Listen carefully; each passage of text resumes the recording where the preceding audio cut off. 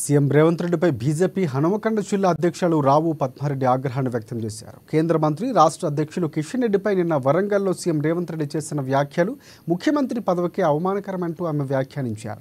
రేవంత్ రెడ్డికి పదే పదే గాడిదలు ఎందుకు గుర్తొస్తున్నాయంటూ ప్రశ్నించారు. ఆమె గత ఎన్నికల్లో గాడిద గుడ్డు నెత్తిన పెట్టుకుని తిరిగి బీజేపీ మీద అబద్ధం ప్రచారం చేశారు. కానీ తెలంగాణ ప్రజలు బీజేపీకి 8 ఎంపీ సీట్లు ఇచ్చి కాంగ్రెస్కు 8 మాత్రమే ఇచ్చారని తెలిపారు.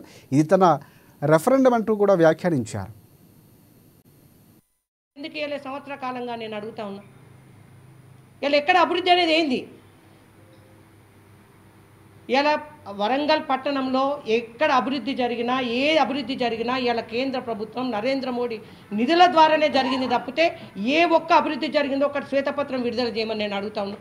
ఏమన్నంటే నైమ్నగర్ బ్రిడ్జ్ అంటారు, స్మార్ట్ సిటీ నిధుల కింద వచ్చిన నిధులను పెట్టి 8 కోట్లు వచ్చినాయంటే గవి రిలీజ్ చేసిన అంటాడు. అబద్ధాలు, మాటకొక అబద్ధం పూటకొక అబద్ధం చెప్పి పూట గడుపుకోవడం తప్పితే ఏం లేదు.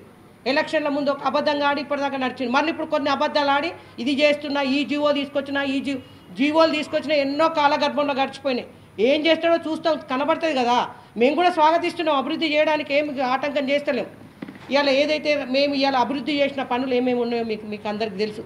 ఇవాళ నరేంద్ర మోడీ గారిని తీసుకొచ్చి, అదే అప్పుడు ఉన్న రాష్ట్ర అధ్యక్షులు బండి సంజయ్ కుమార్ గారు, అదే ఇప్పుడు కిషన్ రెడ్డి గారు నరేంద్ర మోడీ గారిని తీసుకొచ్చి coach factory, wagon manufacturing unit తీసుకొచ్చినాం ఇక్కడికి. మీరు మీ చరిత్ర, మీరు ఇక్కడికి వచ్చిన కోచ్ ఫ్యాక్టరీని పంజాబ్కు తరలిచ్చిన చరిత్ర మీది. ఇలా మేము మాట ప్రకారం ఏమి మాట ఇవ్వకపోయినా